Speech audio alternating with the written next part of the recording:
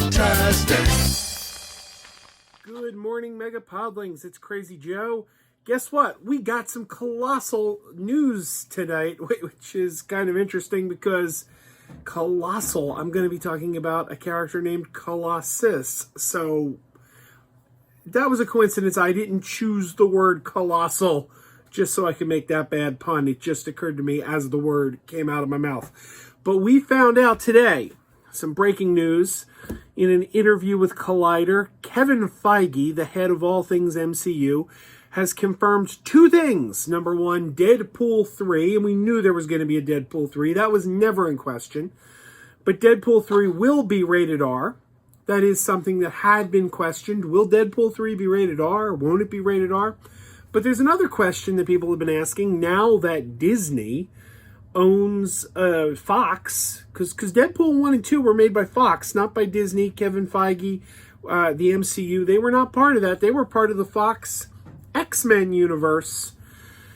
And the question has been, will Deadpool 3 be integrated into the MCU? Will he be part of the Marvel Cinematic Universe? Can we see Deadpool sharing the screen with Thor and Spider-Man? Is this a possibility? Kevin Feige has confirmed today that this will in fact happen. Deadpool 3 is set in the MCU, which quite frankly I am very happy about. I always thought it would have been a mistake to not set it in the MCU. That's what fans want to see. We want to see Deadpool up on screen with Spider-Man. But that also begged the question, because the MCU films have been relatively family-friendly, other than the Netflix shows, which technically are set in the MCU, although the movies never acknowledge them. Those shows have been fairly R-rated in terms of language, violence. They have not stuck with the very PG-13 nature of the movies. So, technically, there is a precedence of the MCU having more adult content because those Netflix shows, The Defenders, Daredevil, Jessica Jones, Iron Fist, Luke Cage, they were a little bit more mature than your average MCU content. But this has been a big question. Ever since the Disney takeover of Fox happened, people were like, well, number one, will Deadpool be integrated into the MCU? And if he is, does this mean he can't be R-rated anymore because the MCU is very PG-13? Will they say, no, we cannot have R-rated content in our universe. This has to be its own separate thing, released under the 20th Century Studios banner. And it appears that will not be the case. We will now get an R-rated film in the MCU, which I don't personally see a problem with. The way I see it, you make your Deadpool movie rated R, but then if Deadpool happens to make an appearance in a Spider-Man movie, you tone him down there. You tone him down when he makes his guest appearance somewhere else. But so long as he's in his own movie, yeah, give it the R rating. I'm also, and I've been on record of saying this many times, I'm also of the belief Deadpool absolutely, positively does not need to be rated R. You always hear people say, well, Deadpool needs to be rated R. Deadpool needs to be rated R. And I always say to this, you really don't know the comics. If you say Deadpool needs to be rated R, you don't know the comics, because the comics, until very recently, like within the last 5 to 10 years, the comics had a little symbol that appeared on the cover of the books. All the Marvel books had it. It would say approved by the Comics Code Authority. And that meant a book was suitable for, general audiences. And Deadpool appeared under the Comics Code. He appeared first in the comic book New Mutants, which just got a movie this year. And then that became X-Force. And that was a Comics Code book. And then he eventually got his own spin-off title, and that appeared under the Comics Code.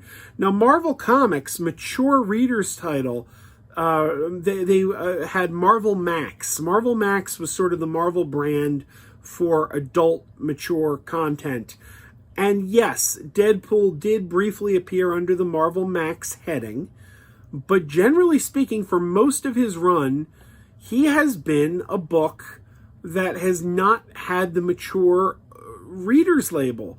So, bottom line, the source material The source material where Deadpool comes from has not been aimed at mature audiences. So therefore, the character does not need to be aimed at mature audiences. It doesn't have to be. You're kind of already retrofitting the character and turning it into something he wasn't designed to be when you give him that R rating. So when people say Deadpool's got to be rated R, I'm sorry, it's blatantly untrue. But in this case, he will be. He will be. The first 2 films were rated R, and the 3rd film will follow suit. Now, here is the thing I don't hear people talking about. When people talk about this Deadpool news, I don't hear a lot of people saying this, but this is something I find very interesting. Deadpool was created by for the movies, Deadpool 1 and 2, were made by 20th Century Fox before Disney acquired them, and it was considered part of the XMen license. And as a result, there are 2 XMen characters who have been appearing regularly in the Deadpool films. First, we had, I'm probably going to mispronounce his name, but Stefan Kapicic as Colossus. He was in both Deadpool and Deadpool 2. And we had Brianna Hildebrand as Negasonic Teenage Warhead. And they were in both of those films. So these are X-Men characters who became supporting players in the Deadpool movie. Now, what's very interesting is we don't yet know what the MCU and Kevin Feige are going to do with the X-Men. A lot of people are assuming that the X-Men are going to be rebooted in the MCU with all new actors. But to be fair, we don't know that. While people are making that assumption, we do know for a fact that Kevin Feige had meetings with Patrick Stewart about reprising his role as Professor X in the MCU. We know this because Patrick Stewart himself said it. Patrick Stewart revealed he had been approached about playing Professor X in the MCU again. So what does that mean? If Kevin Feige approached Patrick Stewart about playing Professor X again, does that mean he could plan to integrate the Fox universe into the Marvel universe instead of rebooting? It's a possibility. We've also heard rumors that, I'm blanking on his name. Quicksilver, not Aaron Johnson. He was the other Quicksilver. The Quicksilver from the X-Men movies, he's supposed to show up on WandaVision. That's a rumor we're hearing. So what's going on? This also could just be a tie-in to Multiverse of Madness, because we do know that WandaVision and Spider-Man 3 and Daredevil 2 are all involving a multiverse. Spider-Man 3 is bringing back all these characters from the Sony Spider-Man movies. So multiverses are in play here. So maybe Patrick Stewart meeting with Kevin Feige was about Multiverse of Madness. Maybe it had nothing to do with the new MCU version of Professor X, but maybe he was going to make an appearance as the Fox version as part of this Multiverse of Madness. That's entirely possible. But the point I'm getting at here is we don't exactly know what Kevin Feige's doing with the X-Men yet. Nothing has been set in stone regarding the X-Men. But by making Deadpool 3 part of the MCU, you make Colossus and Negasonic Teenage Warhead part of the MCU before Wolverine and Professor X and Cyclops and Storm and all the main X-Men characters. So it is my hope, it is my sincere hope that if Kevin Feige does indeed reboot the X-Men universe from scratch, I hope when he makes his first X-Men movie, which I'm assuming will probably be called Uncanny X-Men. If I were Kevin Feige and I were rebooting the X-Men, Uncanny X-Men would be the title I would use. But assuming Kevin Feige's making Uncanny X-Men and he's rebooting all the characters, I would cast all new actors for everyone, except I would make sure that Colossus and Negasonic Teenage Warhead are characters in the film played by Brianna Hildebrand and Stefan Kapicic, because it just helps tie in Deadpool. It just makes sense. So, in essence, whereas the X-Men have not yet been rebooted, it looks like we've already got our MCU Colossus and our MCU Negasonic Teenage Warhead, because they kind of come part and parcel with Deadpool. They're kind of packaged in there, aren't they?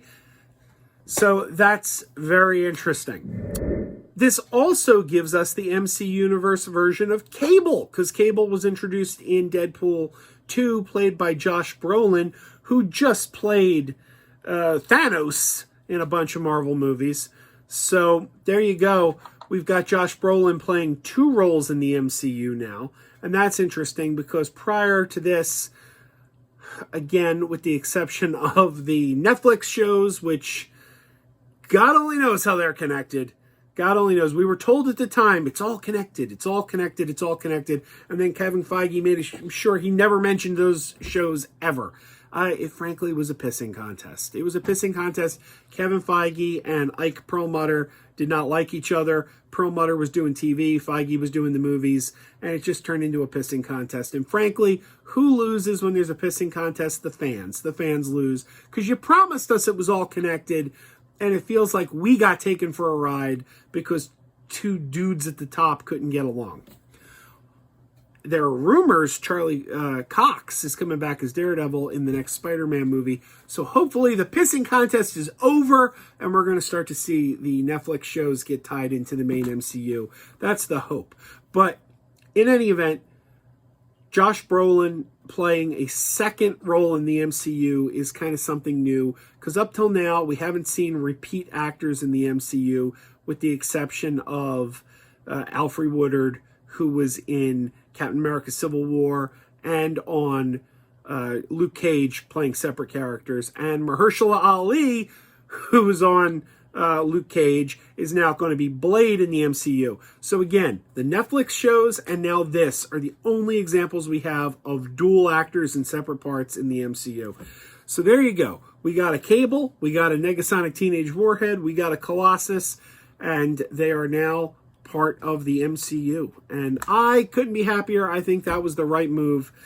And I look forward to seeing where it goes from here. Hey, listen, everyone, what do you guys think about the MCU incorporating Deadpool? Are you excited about it? I'm excited about it. What MCU characters do you want to see Deadpool get teamed up with now that he's part of that universe? Let me know down below. I'm curious to hear. All right, guys, keep wearing those pajamas. I give you the sarcastic Vulcan salute. Keep wearing those pajamas with the plastic feet. Keep wearing those pajamas. Tell everyone you meet. Keep wearing those pajamas with the back door flap. Keep wearing those pajamas. Don't open, it's a trap. Oh no, it's a trap. Some people call them PJs, some people call them jammies. They can come embroidered with big money and no whammies. They can have 100 tiny commander adamas, but no matter how they look, just keep on wearing those pajamas. Keep on wearing those pajamas. Keep wearing those pajamas. And now we're having fun. Keep wearing those pajamas. And now the song is done.